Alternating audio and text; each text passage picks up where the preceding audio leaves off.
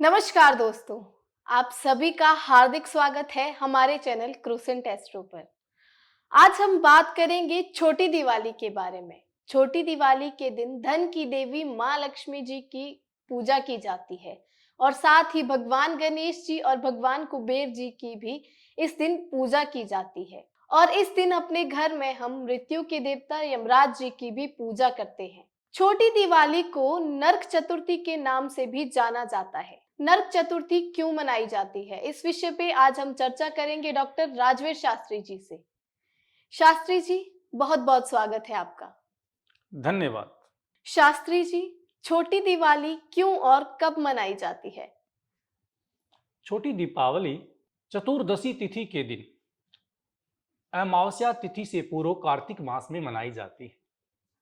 इस त्योहार का संबंध भी भगवान कुबेर, गणपति, माता लक्ष्मी के साथ में है, परंतु यहाँ पर एक कथा और प्रचलित है जो इस दिन से अपना संबंध रखती है, जिसका यमराज यम के दूत से भी संयोग बताया जाता है। जैसे एक बार नरकासुर नाम के राक्षस ने अनेकों कन्याओं को बंधी बनाया। उनके माता पिता, साधारण लोगों ने काफी प्रयास किया। उस प्रयास के बाद भी वो उस नरकासुर दुष्ट राक्षस के बंधन से उन कन्याओं को मुक्त न करा पाए। जब कन्याएं हाहाकार करने लगी, अपने इष्ट देव को याद करने लगी, तब सत्यभामा ने नरकासुर के साथ युद्ध किया और उस भयंकर युद्ध में अंत में सत्यभामा ने नरकासुर नाम के दुष्ट राक्षस का वध कर दिया। नरकासुर की माता ने दुखी होकर साप दिया भी आज की तिथि को नरक चतुर्दशी के नाम से भी संबोधित किया जाएगा, इसलिए इसका एक दूसरा नाम और निकल कर आया और इस दिन को शोक के रूप में मैं मनाऊंगी, अर्थात दुख के रूप में मैं मनाऊंगी। दूसरा भाव यह भी बताया जाता है, जब यमराज के दूत किसी प्राणी के प्राणों को लेने के लिए आते हैं, उनके हाथ कंपित न हो, उनके भाव कंपित न हो, उन्हें किसी के ऊपर करुणा, दया भाव जागृत न हो, उन्हें निर्भय बनाने के लिए यमराज ने अपने दूतों को इतना मजबूत किया है, वो किसी की अवस्था नहीं देखते। ये 25 वर्ष की उम्र का व्यक्ति था, ये मर गया। ये 3 दिन जन्म देने के बाद इस जीवन को छोड़कर चला गया। कोई 17 वर्ष का है, कोई छोटी उम्र में इस जीवन, इस लीला को छोड़कर चला जाता है, लेकिन प्राणों को लेने का, उसको यहां से ले जाने का एकमात्र माध्यम यम के दूत है। उनके अंदर किसी प्रकार का दया भाव नहीं होता, वो उम्र को नहीं देखते, आयु नहीं देखते। उन्होंने तो सिर्फ एक ही कार्य को धारण किया है कि हमारा कार्य यहां से व्यक्ति के प्राण लेकर जाने, उसकी आत्मा को यमराज को समर्पित करना। जैसे कर्म किए उन्हें उसी प्रकार का फल प्राप्त हो जाता है और पुनर्जन्म का प्रभाव हमारे ऊपर पड़ता है। जिस प्रकार से हम अक्सर देखते हैं, पीछे आपने बहुत बार टीवी पर देखा होगा, एक छोटा सा बालक था, कौटिल्य नाम से जिसे संबोधित किया गया। वो 5-6 वर्ष की अवस्था में तो अनेकों प्रकार के प्रश्न उसे याद थे, गीता के अनेकों श्लोक उसको याद थे, बाहर के देशों के अनेकों प्रश्न उसको याद थे। इतना ज्ञान, इतनी शिक्षा उसके अंदर कहां से आई? पुनर्जन्म का संस्कार है। संस्कार ही हमारे गर्भ में हमारे ऊपर कार्य करते हैं। इसलिए हिंदू धर्म में सनातन पद्धति के अंतर्गत 16 प्रकार के संस्कार बताए गए हैं जो कि मनुष्य जीवन पर पूर्ण प्रभावित करते हैं। कुछ संस्कार ऐसे हैं जो पूर्ण संस्कार उत्तर भारत में सभी लोग नहीं भी करवाते, कुछ लोग कुछ संस्कार यहाँ भी करवाते हैं। जिस प्रकार से आप देखते होंगे कि जब हमारे घर में कोई छोटा बच्चा जन्म लेता है, हम उसके बाल उतरवाने के लिए उसका मुंडन संस्कार कराते हैं, किसी अपनी कुल देवी के पास लेकर जाते हैं। ये प्रथा भी हमारे पास, ये क्या है? ये संस्कार है। इसी तरह से गर्भाधान संस्कार भी होता था और गर्भाधान संस्कार का अभिप्राय था कि जो बच्चे की मां के गर्भ में जो बच्चा पल रहा है, उसके मन व बुद्धि शिक्षित हो, उसके मन बुद्धि मजबूत हो, क्योंकि जिस प्रकार के माता के भाव होते उसी प्रकार के भाव शिशु के होते हैं। यदि माँ दुखी रहती है तो बच्चा जब जन्म लेगा, जब धीरे धीरे बड़ा होगा, तो उसके अंदर उसके इमोशन भी दुख प्रकार के ही उत्पन्न होंगे। यदि माता गर्भ अवस्था में है और अच्छी अच्छी कथाएं पढ़ती है, धार्मिक कथाएं पढ़ती है और वीर शहीदों की गाथाओं का अध्ययन करती है, उनकी जीवनी पढ़ती है, तो बच्चा भी बहादुर और वीर होगा, देशभक्त होगा। इस प्रकार के जो भाव मनुष्य के साथ जन्म से जुड़े हुए, हमारे संस्कारों से बंधे हुए हैं, इन सभी भावों का जो संबंध है यमदेव के साथ, यमराज के साथ में है, उसे याद करते हुए उसकी प्रतीति में हम अपने जीवन में ऐसे भाव अपनाते हैं, कभी भी हम बुरा कर्म नहीं करेंगे और धन की प्राप्ति के लिए कुबेर भगवान का ध्यान करेंगे, लक्ष्मी माता गणपति जी की पूजा आज के दिन हम अपने घर में करेंगे, जिससे धन का आगमन हमारे घर के अंदर उत्पन्न हो। शास्त्री जी, छोटी दिवाली और दिवाली में क्या अंतर है? छोटी दीपावली का संबंध हम चतुर्दशी तिथि से मानते हैं, जिसमें हम एक दीपावली के आगमन का संकेत हम देते हैं, कुछ दीपक अपने घर में प्रज्वलित कर कर, जिससे पता लगता है कि आने वाली जो रात्रि है वो पूरी धूमधाम से भगवान श्री रामचंद्र जी के आगमन में उसका आयोजन किया जाएगा। और छोटी दीपावली का संबंध यमराज से है, जिसके अनुदेशन से सृष्टि आगे बढ़ती, जिससे हम कर्म में परिवर्तित होते हैं। और जो आत्मा का जो ज्ञान है वो यमराज से ज्यादा किसी के पास नहीं है। इसका उदाहरण यदि कहीं मिलता है तो हमारे उपनिषद ग्रंथों में हमें प्राप्त होता है। जैसे यमराज के पास वो शक्ति बंधित है जो मनुष्य के प्राण लेती है और प्राणों को छोड़ती है, वो गति वहीं से चलती है। जब सत्यवान के प्राण पूर्ण हो चुके थे और वो वृक्ष के ऊपर चढ़कर लकड़ी को काट रहा था, इस बात का ज्ञान सावित्री को पहले से ही था। सावित्री उसके साथ जंगल में लकड़ी लेने जाती है, उसे पता था कि आज मेरे पति की मृत्यु होने वाली है। जैसे वो जंगल में पेड़ के ऊपर चढ़कर लकड़ी काटता और सत्यवान ने सावित्री से कहा कि मुझे कुछ दिखाई नहीं दे रहा, मुझे कुछ धुंधला धुंधला दिख रहा है, मेरे शरीर पर पसीना आना शुरू हो गया है और मुझे कुछ भय सा उत्पन्न हो रहा है, मेरे शरीर में कंपन है तथा चक्कर जैसा भाव उत्पन्न हुआ। सावित्री उसकी बात सुनकर तभी समझ जाती है कि मेरे पति की मृत्यु का समय आ गया है। वो सती स्त्री थी। उसने कहा, स्वामी आप नीचे आए। और जब वो नीचे आ जाते हैं, अपने अंकुश में, अपनी गोद में उनके सिर को रख लेती है सावित्री।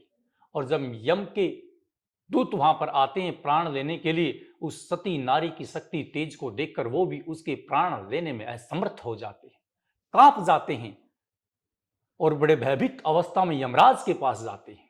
यमराज से कहा कि वहां एक ऐसी सती स्त्री है, वो उसके पति के प्राण लेने में हम समर्थ नहीं है। यमराज वो देव जो खुद सांड के ऊपर सवार होकर चलता है, इस जब किसी कार्य को उसके दूत नहीं कर पाते, उस कार्य को संपन्न करने के लिए यमराज खुद आता है।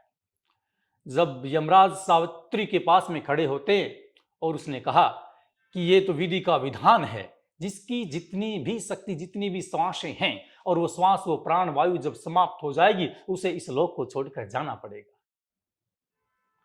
आपके पति के प्राण समाप्त हो चुके हैं, इसे आप छोड़ दीजिए, हम इसको साथ में लेकर जाएंगे। सावित्री ने कहा, यदि आप मुझे पुत्री के समान मानते हो, यदि आप मेरे सती धर्म को मानते हो, तो इससे पहले मुझे वरदान दो।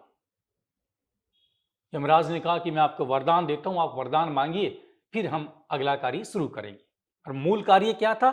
सत्यवान के प्राण यमराज को लेकर जाने थे।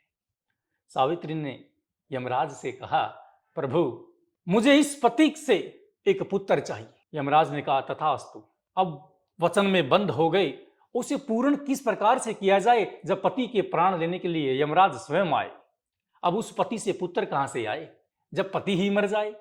यह ऐसी विडंबना जिसमें यमराज स्वयं भी भ्रमित हो जाते हैं। उसने कहा, यह तो बड़ा दुर्भाग्य हुआ। तब यमराज ने एक बीच का रास्ता निकाला और उसे कहा कि यदि तुम्हारी आयु 100 वर्ष है तो 50 वर्ष अपने पति को दे दो, आप दोनों बराबर का जीवन जियोगे, इसलिए मैं आपकी सांसें निकालकर सत्यवान में डाल देता हूं। वो सावित्री है जो यमराज से भी अपने पति को वापस लेकर आ गई। ऐसी वीर गाथाएं, ऐसे इतिहास हमें हमारे पुराणों में, हमारे उपनिषदों में प्राप्त होते हैं, जो भारतीय नारी को गर्व से भर देते हैं, जो देवताओं से लड़ने के लिए भी तैयार हो जाती हैं। इसे कहते हैं पति परमेश्वर का भाव, जो जोड़कर दाम्पत्य जीवन को मजबूत करता है। दुनिया के किसी भी देश में ऐसा भाव आपको नहीं मिलेगा, जो भाव भारतीय संस्कृति में दिखाया गया है, जो यमराज से शिक्षा दी गई है। तो इस त्योहार के ऊपर इस प्रकार की गाथाएं, कथाओं, कहानियों का आयोजन हमें करना चाहिए और हमारे आने वाली पीढ़ियों को हमारे इतिहास का पता होना चाहिए। इसी से पता लगेगा कि एक नारीत्व की जो शक्ति है वो कितनी बलत्व रखती है इस इतिहास में। शास्त्री जी, छोटी दिवाली के दिन हमें घर में कितने दिए जलाने चाहिए? इस दिन हमें अपने घर में 5 या 7, 13 या 14 दीपक आप जला सकते हैं। जिनकी रखने के स्थान विभिन्नता में होते हैं। एक वृक्ष का होता है, एक कुल देवता का होता है जिसे हम खेड़ा महाराज भी कहते हैं, जो गांव में अपने शहर में एक आपको अवश्य मिलेगा। एक दीपक खेड़े महाराज के ऊपर भी जलाना चाहिए और जहां जल से उसे सींचना भी चाहिए तथा जल का पान करना चाहिए, क्योंकि जल को हम देवता मानते हैं। क्यों? क्योंकि जल में विष्णु का वास है। इसलिए लड़कियां कार्तिक मास में जल में जाकर स्नान करती हैं और मनोवांछित अपने वर को प्राप्त करती हैं, क्योंकि जल में ही विष्णु का वास माना जाता है। उसी भांति एक दीपक हमें मंदिर में भी स्थापित करना चाहिए, अपने जलाशय में रखें और भोजनालय में भी दीपक को स्थापित रखना चाहिए। बाकी जो शेष दीपक बच जाते हैं, एक दीपक घर के द्वार के बाहर रखते हुए हमें अपनी घर की मोरी में भी रखना चाहिए, जहां से घर का जल हमारा बाहर निकलता है, उस स्थान पर भी एक बड़ा दीपक हमें जलाना चाहिए। इससे हमारा अभिप्राय ये होता है कि इस मार्ग से, जहां से हमारे घर का गंदा पानी या कूड़ा आदि बाहर निकाला जाता है, इस मार्ग से हमारे घर में निर्धनता, गरीबी, दोष, नकारात्मक भाव बाहर निकल जाएं। जैसे स्नान के बाद गंदा हुआ पानी मोरी से बाहर जाता है, इसी प्रकार इस मोरी से हमारे घर से निर्धनता बाहर चली जाए और हमारे घर में धन संपत्ति द्वार से अंदर आए। और उस दिन हमें हल्दी के द्वारा घर के दोनों द्वारों पर स्वास्तिक के चिन्ह बनाने चाहिए। इससे लक्ष्मी माता प्रसन्न होती है। यदि आपके घर में पशु है, गाय है, बैल है, भैंस है, घोड़ा है, उन पशुओं को भी हमें सजाना चाहिए। अगर सींग वाला पशु हो तो सरसों का तेल उसकी सींग पर लगाना चाहिए। गौ माता के मस्तक पर मेहंदी लगानी चाहिए। गाय के छोटे बछड़े हैं, उन्हें भी मेहंदी लगानी चाहिए 5 स्थान पर, उनकी पीठ पर, पूंछ पर और मेरुदंड से अभिप्राय कमर का जो भाग होता है उस हिस्से पर लगाना चाहिए और माथे में भी मेहंदी का तिलक लगाना चाहिए, जिसे हम गजरे बोलते हैं। गजरे से अभिप्राय माला से होता है, जो मनियों की माला बनाई जाती है। और कुछ लड़कियां प्राचीन काल में बनाती थी मोर के चंदों के द्वारा, या घर में जो वस्त्रों से लड़कियां सूट सिलती उनमें से जो कातर, जो शेष कपड़ा बचता है, उसके द्वारा भी पशुओं की माला बनाई जाती है। उन मालाओं से प्रत्येक पशुओं को बांधना चाहिए, क्योंकि भगवान श्री कृष्ण दीपावली से पहले गौ माता के दर्शन के लिए आते हैं। जिसकी गौ माता ज्यादा सजावट में होती है, ज्यादा प्रसन्नचित दिखाई पड़ती है, उस घर को आशीर्वाद देते हैं, पशु धन देते हैं, दूध की बरकत होती है, उनकी गायें बछड़े देती हैं, और जिस धरती पर बछड़े होते हैं वो खेत को उपजाऊ बनाते हैं। ऐसी परंपरा मेरे देश की रही है। आज समय का प्रचलन बदल गया है। आज उस बैल का स्थान मशीन ने ले लिया है, ट्रैक्टर ने ले लिया है, लेकिन ये प्रकृति का पहला नित्य नियम रहा है। कभी भी भारतवर्ष में अमावस्या के दिन बैल को जोता नहीं जाता था, उसके सिर के ऊपर जुआ नहीं रखा जाता था, उसे भी देवता तुल्य माना जाता है, जो कि साक्षात भगवान शंकर की सवारी है। शास्त्री जी, छोटी दीपावली के दिन हम घर की सुख शांति के लिए क्या उपाय कर सकते हैं? छोटी दीपावली पर घर की सुख शांति के लिए हमें घर में मिष्ठान लेकर आना चाहिए और सबसे पहले घर के जो वृद्ध व्यक्ति हैं हमें उन्हें प्रणाम करना चाहिए। जोत बत्ती करने के पास जो भी प्रसाद हम सूचा निकालते हैं, यदि घर में कोई कन्या अविवाहित है, वो प्रसाद हमें सबसे पहले उसे देना चाहिए, फिर हम अपने घर के बुजुर्गों को देना चाहिए, उसके बाद वो प्रसाद ग्रहण करना चाहिए। यद्यपि आस पास में कोई कर्मकांडी ब्राह्मण रहता है तो उसके घर में भी आप सूचा प्रसाद निकाल कर दे सकते हैं। ये भी दान आपको पुण्य के प्रति फलीभूत करेगा और आपके मन का कल्याण करते हुए, मन की शक्ति को यश से परिपूर्ण करते हुए समाज में आपके सम्मान को बढ़ा देगा। ऐसे भाव आपके अंदर जागृत होंगे। हाँ, पर इस दिन आप मिथ्या भाषण न करें, किसी का दिल न दुखाएं, स्नान करें और स्त्रियों को सिर भी धोना चाहिए। और पूजन आदि में जब वो विराजमान हो तो अपने बालों को सुखाकर बैठे, उनकी मांग सुनी न हो, उनकी आंखों में काजल होना चाहिए, श्रृंगार से वो युक्त होनी चाहिए, क्योंकि विवाहित स्त्री श्रृंगार से युक्त जब होती है उसे साक्षात लक्ष्मी का रूप माना जाता है और उसके पति की आयु लंबी होती है। जिस प्रकार से हम उत्तर भारत में देखते हैं, जो औरतें अपनी मांग को भरती हैं, इसका अभिप्राय पति की आयु से माना जाता है। आप दक्षिण भारत में बिहार, यूपी की दिशा में जाकर देखोगे तो अनेकों स्त्रियां अपने पैरों के नीचे महावर लगाती हैं, जिसे लाक्षारस भी कहा जाता है। अपने पैरों को लाल रखती हैं। वो उससे अभिप्राय क्या है? जिस प्रकार से सूर्य की भांति इन स्त्रियों के चरण रक्त वर्ण में है, इसी प्रकार इनके पति भी लंबी आयु को प्राप्त करते हुए सदा हर्ष पुष्ट लाल रहें, ऐसे भाव रखे जाते हैं। ये भारतीय संस्कृति, हमारे यहाँ पर एक तिलक भी बगैर कारण नहीं लगाया जा सकता। हमारी संस्कृति का प्रत्येक पहलू, प्रत्येक भाव संपूर्ण विश्व को संकेत देता है, संपूर्ण विश्व को शिक्षा देता है, जिससे कि हमारा जीवन आगे बढ़ता है। बगैर कारण यहाँ पर किसी भी कार्य को नहीं किया जाता। शास्त्री जी, छोटी दिवाली के बारे में हमें और हमारे दर्शकों को ढेर सारा ज्ञान देने के लिए आपका बहुत बहुत धन्यवाद। अभिवादन करते हैं आपका। उम्मीद है कि आज के विषय से आपको ढेर सारा ज्ञान प्राप्त हुआ होगा। ऐसी ही नई नई जानकारी को जानने के लिए हमारे साथ जुड़े रहिए क्रोसेंट एस्ट्रो पे। धन्यवाद।